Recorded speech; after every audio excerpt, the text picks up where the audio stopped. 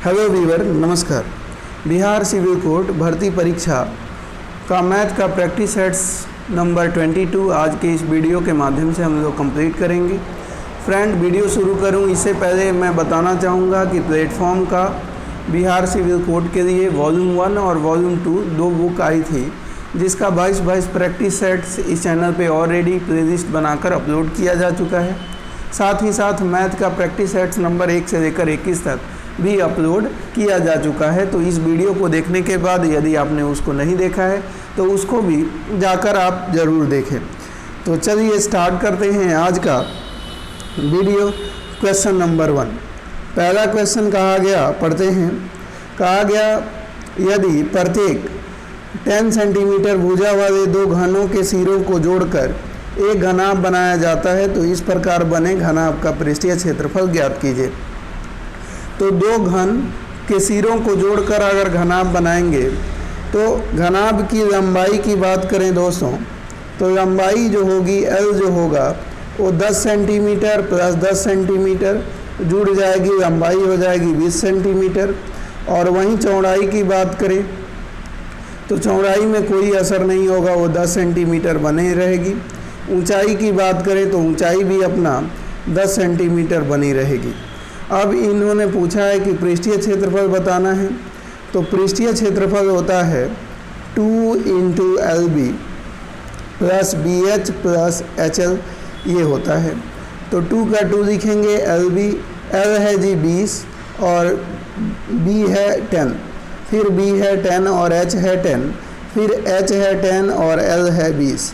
तो इस तरह से इनको सॉल्व करेंगे तो अपना आ जाएगा 2 और इससे इसको मल्टीप्लाई करेंगे तो 200, फिर 10 10 जा 100 और फिर ये 200। तो इनको जोड़ रहे होंगे 200, 100, 300, 200, 500। तो 2 × 500 से मल्टीप्लाई करेंगे तो कितना आ जाएगा 1000 सेंटीमीटर स्क्वायर आपका आंसर हो जाएगा। यानी ऑप्शन नंबर अपना जो आंसर होगा वो सी हो जाएगा, 1000 सेंटीमीटर स्क्वायर। क्लियर? आगे आइए अगले क्वेश्चन की तरफ बढ़ते हैं। अगला क्वेश्चन देखते हैं क्या बोला गया कि 1000 लड़के और 600 लड़कियां एक परीक्षा में भाग लेते हैं। यदि 40% लड़के और 35% लड़कियां उत्तीर्ण होती है तो परीक्षा में उत्तीर्ण उम्मीदवारों की कुल प्रतिशत कितनी है। तो ध्यान रखिएगा, इसमें बोला गया है कि टोटल 1000 लड़के पार्टिसिपेट करते हैं, ये बॉय पार्टिसिपेट कर रहे हैं 1000, जिसमें 40% पास होते हैं तो फेल कितने हो गए 60%। तो 60% यानी 0 से 0 कैंसिल, इस 0 से इस 0 कैंसिल, 100 × 6 करेंगे तो 600 लड़के फेल हो गए। तो 600 लड़के फेल हो गए। लड़कियां टोटल थी 600, गर्ल की संख्या थी 600। अब 600 का 35% लड़कियां पास हुई, यानी 65% फेल हो गई। 65% लड़कियां फेल हुई। तो 00 से 00 को कैंसिल कर दिया। यहाँ से लड़कियां कितनी फेल हुई, तो 6 5 जा 30 और 6 6 जा 36 और 3 39, 390 लड़कियां फेल हो गई।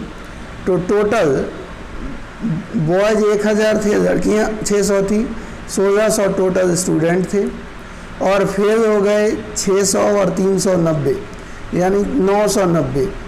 तो 990 1600 का कितना % है यही पूछा था। तो इस 00 से 00 को काट दीजिए, 16 छक 96, यहाँ 3 बचा और 30 बचा। तो 16 एकम 16 दशमलव 61.88% आपका आंसर आ जाएगा। यानी अपना जो आंसर होगा वो सी हो जाएगा, 61.88% बच्चे जो है फेल हो गए। क्लियर? आइए अगले क्वेश्चन की तरफ बढ़ते हैं। बोला गया 3 अंकों की वह बड़ी से बड़ी संख्या ज्ञात कीजिए जो 6, 9, 12 और 15 से पूर्णतः विभाजित हो। तो इनमें सबसे बड़ा संख्या आप देखिए कि कौन सा है। तो सबसे बड़ा संख्या देखेंगे तो 999 है। तो चलिए 999 को इन्होंने कहा कि ये 6 से विभाज्य होना चाहिए। तो 6 से विभाज्य कोई संख्या तभी होती है जब वो 2 और 3 से विभाज्य हो। तो देखिए यहाँ पे ये लास्ट में ना तो 2 है, ना 4 है, ना 6 है, ना 8 है, ना 0 है, तो ये 2 से तो होगी नहीं, तो 6 से विभाज्य नहीं होगी। तो ये संख्या अपनी सबसे बड़ी थी, जो कि ये आंसर नहीं हो सकती।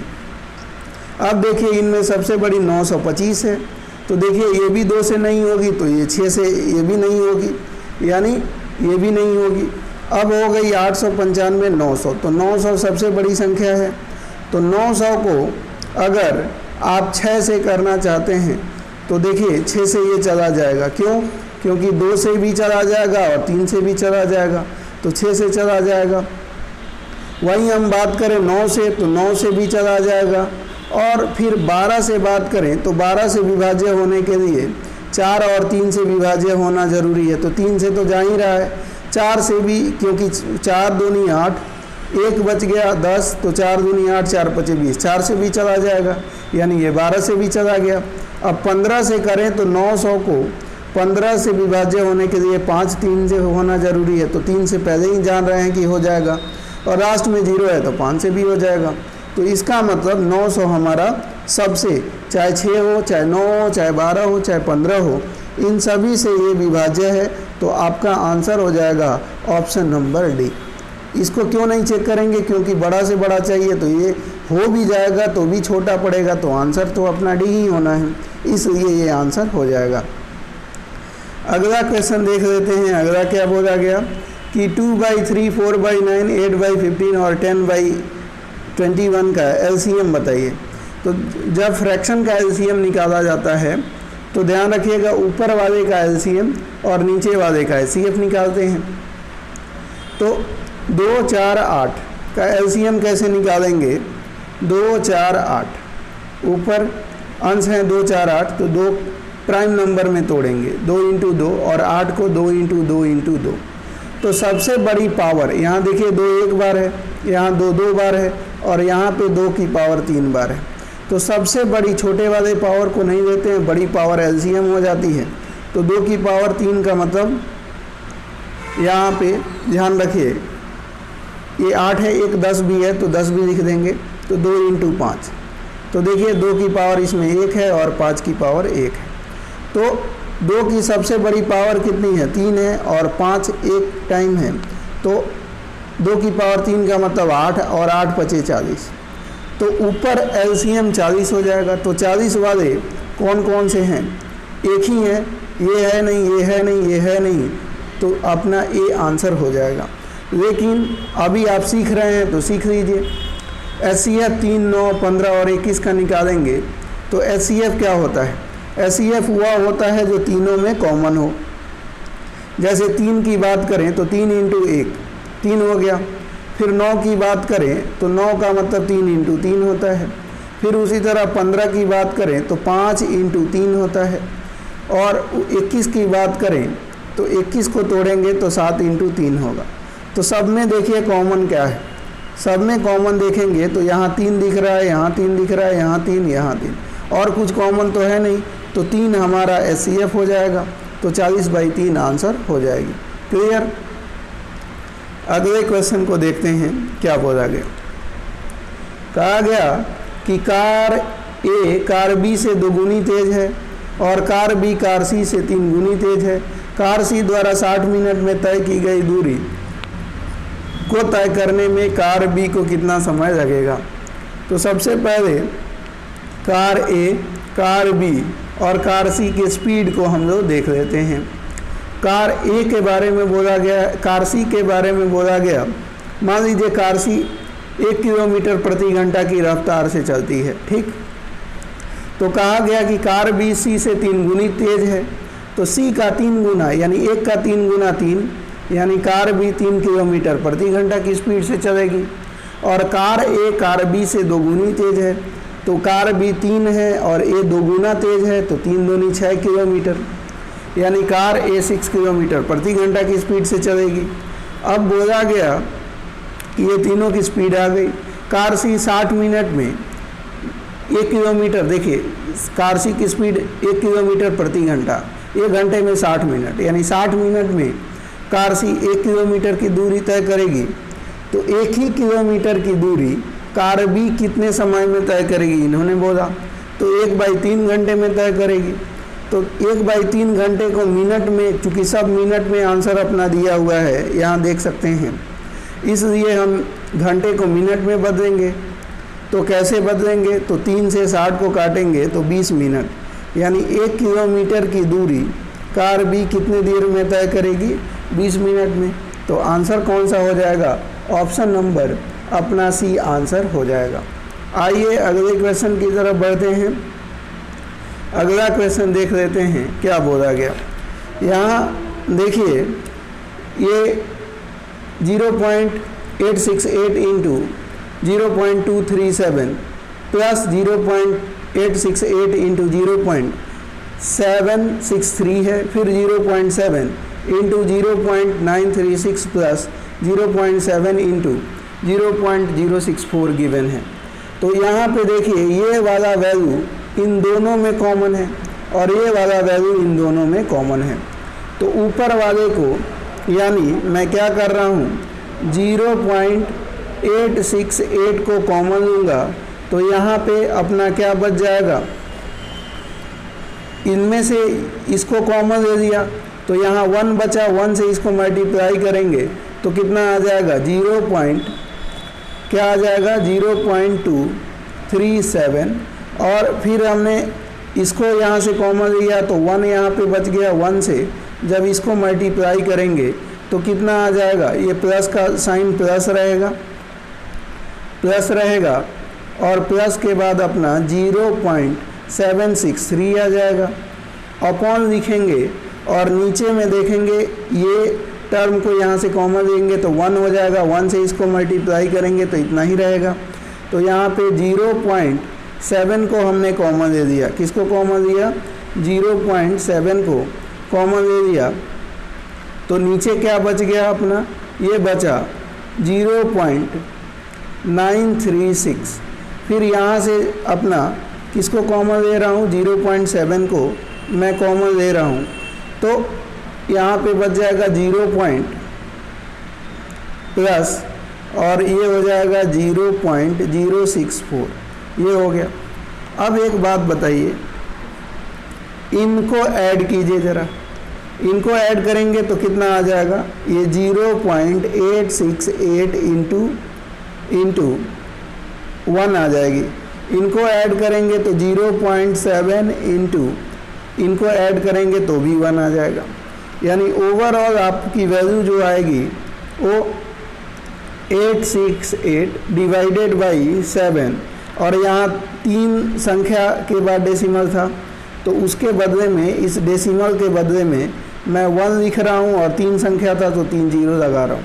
ये 0.7 था तो डेसिमल के बदले में ऊपर 1 लिख रहा हूँ और 1 डिजिट के बाद जो है डेसिमल था तो 1 जीरो लगा रहा हूँ। अब इससे इसको मैं काट दूंगा। अब जब इससे इसको काटूंगा तो 7 1 जा 7 और यहाँ पे 1 और 6 16 तो 7 2 जा 14 और 14 और 7 4 जा 28। तो यहाँ पे आपकी जो वैल्यू आएगी 7 से 868 को काटने पर तो 124 आ जाएगा और डिवाइडेड बाई 100। तो इसका मतलब 124 लिखेंगे और 2 जीरो है यहाँ पे, तो 2 डिजिट के बाद डेसिमल लगा देंगे।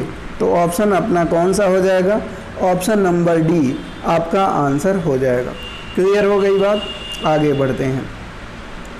अगला देखिए, अगला क्वेश्चन क्या बोला गया है समझते हैं। बोला गया एक संख्या का 1/4 दूसरी संख्या के 3/8 के बराबर है। पहली संख्या में 30 जोड़ा जाता है तो दूसरी संख्या के 6 गुना के बराबर हो जाता है। तो पहली संख्या ज्ञात कीजिए। तो ध्यान रखिएगा, संख्या को, पहली संख्या को मान लिया x, तो x का 1/4 यानी x का x इंटू 1/4। दूसरी संख्या को y मान लिया तो y का 3/8 के बराबर है।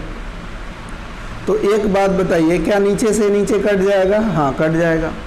तो यहाँ देखिए, यहाँ पे आ गई अपनी x की वैल्यू आ गई 3y/2। x की वैल्यू कितनी आई है? 3y/2 आई है। अब देखिए कहा गया कि पहली संख्या यानी x में 30 जोड़ा जाए तो दूसरी संख्या का 6 गुना हो जाता है। दूसरी संख्या y था तो y का 6 गुना का मतलब y इंटू 6 हो जाता है। चलिए अब x का मान कितना है, यहाँ पे देख सकते हैं 3y/2 है, तो यहाँ पे x के बदले में 3y/2 प्लस 30 बराबर 6 इंटू y 6y। अब इसको इधर भेज रहा हूँ मैं, तो 30 बराबर कितना हो जाएगा 6y माइनस 3/2y, ये वैल्यू हो जाएगी। अब देखिए 3/2 का मतलब होता है 1.5, तो 6 में से 1.5 को माइनस करेंगे तो 4.5, तो 30 बराबर हो जाएगी 4.5y। क्लियर।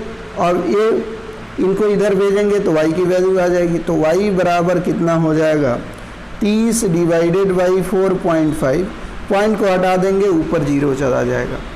अब देखिए यहाँ पे अगर इनको काटते हैं, इनको काटेंगे तो 5 9 45, 5 छक्के 30 और 5 9 45, 5 छक्के 30, ये 0। अब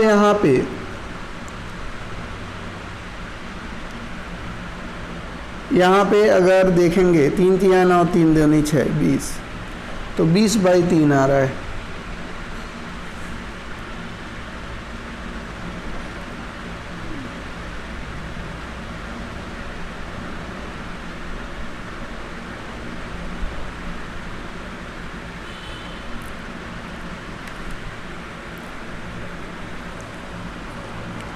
तो यहाँ पे अपनी वैल्यू आ गई, y की वैल्यू आ गई जी 20/3। कितना आ गया 20/3।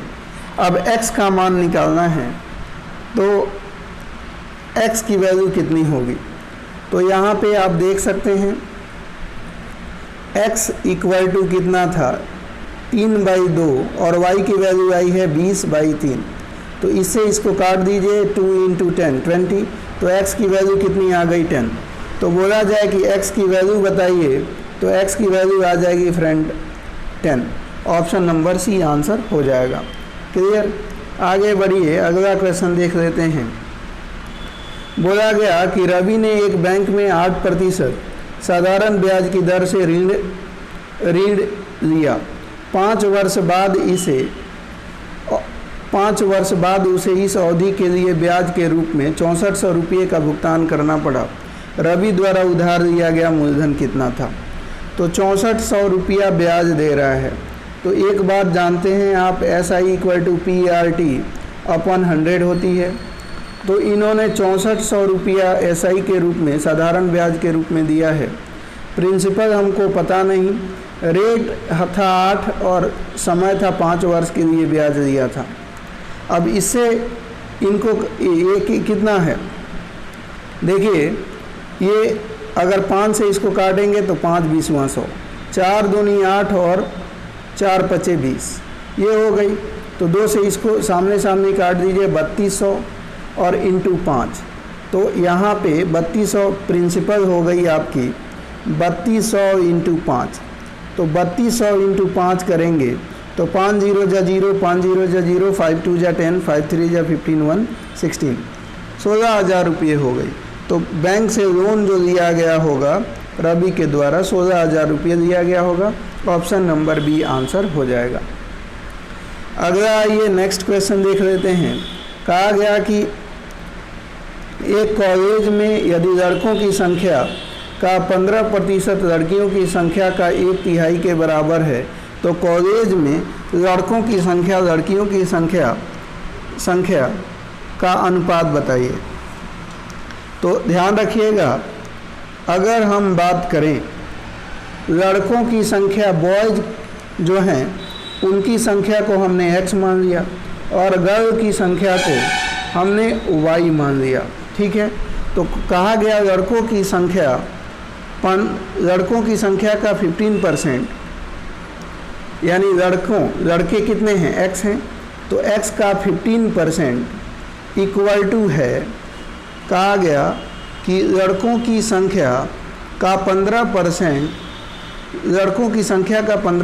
लड़कियों की संख्या के 1/3 के बराबर है। तो लड़कियों की संख्या y थी, y के 1/3 के बराबर है। अब यहाँ पे देखिए, ये आप इस y को इधर लेकर आइए, इस फ्रैक्शन को इधर लेकर आइए, तो x/y हो गई और ये 100 ऊपर चला जाएगा और ये 15 नीचे आ जाएगा, तो 3 × 15। अब इनको काट पीट कर दीजिए, 5 × 3 = 15, 5 × 20 = 100, तो ऊपर आ गई 20 और नीचे आ गई 9। यानी लड़के अगर 20 हैं तो लड़कियां कितनी हैं? 9 हैं।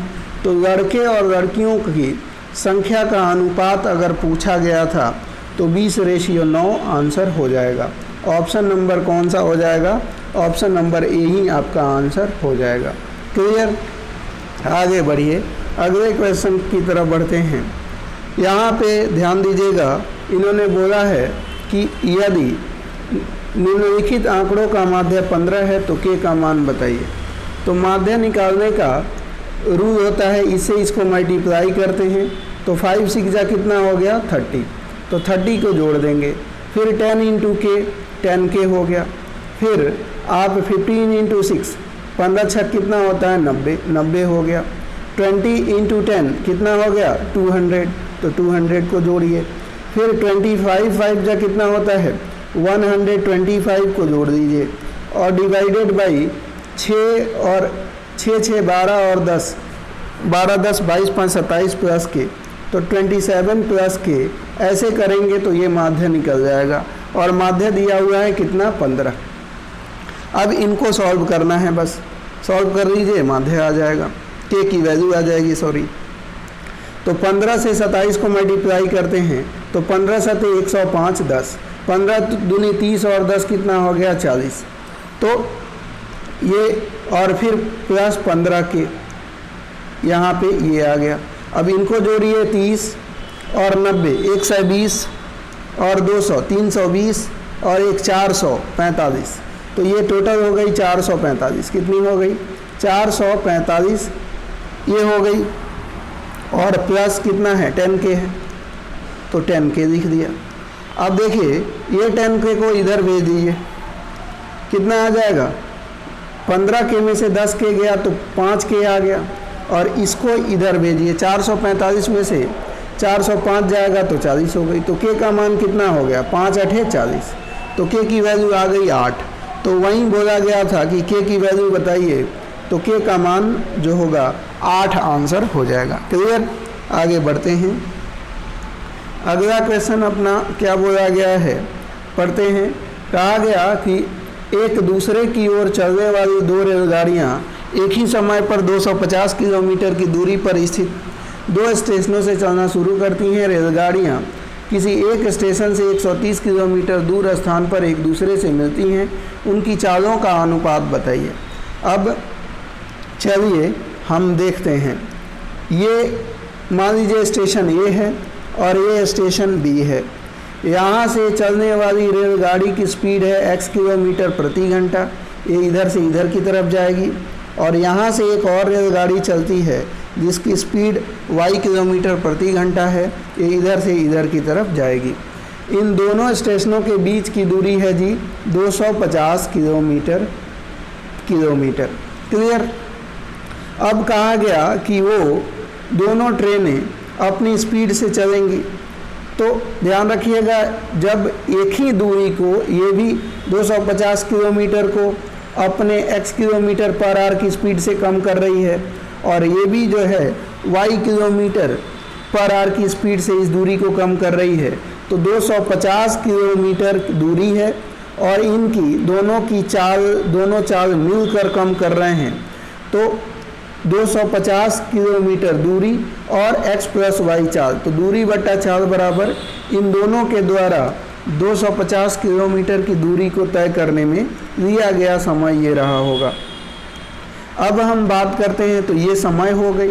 अब बोला गया कि मान लीजिए कि स्टेशन ए से जो रेलगाड़ी चल रही है वो 130 किलोमीटर की दूरी पर यहाँ पे ये ट्रेन और ये ट्रेन आके मिलती हैं। यानी ये इतना दूरी 130 किलोमीटर और बची हुई दूरी ये तय कर दी, यानी टोटल 250 किलोमीटर दूरी तय किया गया। इसके द्वारा x किलोमीटर माफ़ कीजिएगा 250 में गलती से लिख दिया। यहाँ पे देखिए, यहाँ पे हम देखेंगे कि ये 130 किलोमीटर की दूरी तय किया, तो 130 किलोमीटर की डिस्टेंस को हम लिख रहे होंगे तो 130 यहाँ पे लिख देंगे। 130 किलोमीटर की दूरी तय किया और तब ये मिली, और ये x की स्पीड से दूरी तय किया। तो यहाँ पे दूरी बट्टा चाल बराबर समय, और ये दूरी बट्टा चाल बराबर समय, तो ये दोनों समय बराबर होंगे क्योंकि दोनों मिल रही हैं। तो यहाँ पे देखिए, अगर क्रॉस मल्टीप्लाई कर दूँ या इसको काट दूँ और तब क्रॉस मल्टीप्लाई करूँ तो x इंटू 25 कितना होता है, 25x हो जाएगा। फिर यहाँ से 13 इंटू एक्स कितना होता है, 13x। फिर 13 इंटू वाई कितना हो जाएगा, 13y, 13x प्लस 13y, यही हो गई। तो इस 13 को इधर ले जाएंगे तो 25 में से 13 गया तो 12x बराबर 13y यहाँ पे आ गई। तो x और बाई y इक्वल टू कितना हो जाएगा, 13/12। तो बोला जाए कि x y यानी दोनों ट्रेनों का स्पीड का रेशियो क्या है, तो 13:12, जो कि ऑप्शन नंबर अपना कौन सा है, ऑप्शन नंबर सी आंसर हो जाएगा। ठीक है, क्लियर। आगे बढ़ते हैं। फिर अगला क्वेश्चन है, ध्यान दीजिएगा क्वेश्चन में क्या बोला गया है। ए और बी किसी परियोजना को 10 दिनों में पूर्ण कर सकते हैं, बी और सी इसे 20 दिनों में पूर्ण कर सकते हैं, सी और ई इसे मिलकर 30 दिनों में पूर्ण कर सकते हैं। यदि ए, बी और सी एक साथ मिलकर कार्य करते हैं तो वे परियोजना को पूर्ण कितने दिनों में करेंगे। तो देखिए, ए और बी दोनों अगर मिल जाए तो एक काम है, लड्डू बनाने का काम है मान लीजिए, तो ये 10 दिनों में लड्डू बनाते हैं। बी और सी मिल जाए तो उसी काम को 20 दिनों में पूरा कर देते हैं, और सी और ए मिल जाए तो उसी काम को जो है वो 30 दिनों में पूरा कर देते हैं। तो तीनों का टारगेट निकालिए, 10, 20, 30 का एलसीएम निकालिए, ये टारगेट होता है 60। मान लीजिए 60 लड्डू बनाना है, तो 10 दिनों में ये भी 60 लड्डू बनाते हैं तो एक दिन में 6 लड्डू बनाएंगे। 20 दिनों में 60 लड्डू बनाते हैं तो एक दिन में 3 लड्डू बनाएंगे। और सी और ए 30 दिनों में 60 लड्डू बनाते हैं तो एक दिनों में 2 लड्डू बनाएंगे। अब यहाँ देखिए, ए 2 बार है, बी 2 बार है और सी 2 बार है, तो 2 को कॉमन कर देंगे, ए प्लस बी प्लस सी यहाँ पे लिखेंगे, और 6, 3, 9, 2, 11। तो ए प्लस बी प्लस सी का ये 2 बी 2 सी काम कर रहे हैं तो 11 लड्डू बना रहे हैं, तो ए बी सी काम करेंगे तो 11/2 लड्डू बनेगा। तो ये 60 लड्डू बनवाना है तीनों को मिलाकर, तो 11/60/11/2, 2 ऊपर चला जाता है, तो 60 दूनी कितना हो जाएगी, 120/11 दिनों में 60 लड्डू बनेगा। यानी ऑप्शन नंबर अपना आंसर कौन सा हो जाएगा, ए आंसर हो जाएगा। क्लियर। आगे आइए, अगला देख लेते हैं। अगला क्वेश्चन है दोस्तों, क्या बोला गया, ए और बी के वे मान ज्ञात कीजिए जिनके लिए दिए गए समीकरण का निकाय अनंत हो। तो अनंत के लिए, अनंत का मतलब होता है, ध्यान रखिएगा, a1/a, यहाँ पे a1 अनंत का मतलब क्या होता है, ध्यान दीजिए, पहले इसको समझना पड़ेगा आपको। अनंत का मतलब यहाँ पे है कि जब हम बात करते हैं a1/a2 equal to b1/b2 equal to हो c1/c2, अगर ये होगा तो इसका इनफाइनाइट सॉल्यूशन होगा, अनंत सॉल्यूशन होगा। तो ये पहला इक्वेशन है और ये दूसरा इक्वेशन है। इसमें आपको ए और बी की वैल्यू, ये जो गिवन है, इनको आपको रखना है और देखना है कि a1/a2 equal to b1/b2 equal to c1/c2 किससे होता है। जो होगा वही आंसर हो जाएगा। तो चलिए पहले वाले को देखते हैं। पहला क्या है, 2x है, तो 2x एज इट इज लिखते हैं। ए की वैल्यू अगर यहाँ पे इसमें भी 7 है, इसमें भी 7 है, तो 7 रख के देखते हैं। तो यहाँ 7 अगर रख दिया तो 7 में से 4 गया 3y हो जाएगी।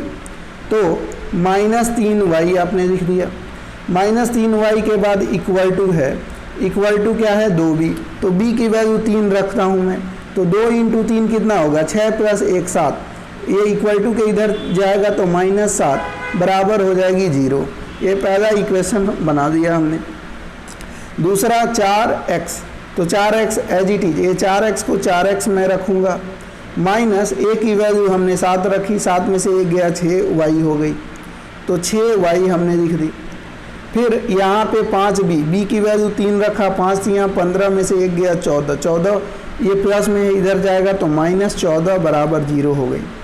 अब देखिए a1 यहाँ पे कितना है 2 और यहाँ पे a2 कितना है 4, तो 2/4 क्या लिखेंगे हम, यहाँ पे लिखेंगे 2/4, b1 है 3 और b2 है 6, तो इक्वल टू -3 -6।